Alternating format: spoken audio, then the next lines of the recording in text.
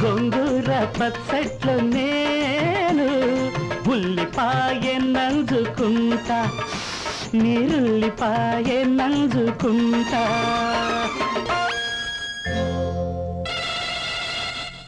ఆకాశ వీణల్లో నేను అనురాగమే పాడుకుంటా శృంగార వీధుల్లో నేను రసనాట్యమే ఆడుకుంటా ప్రేమ రసనాట్యమే ఆడుకుంటా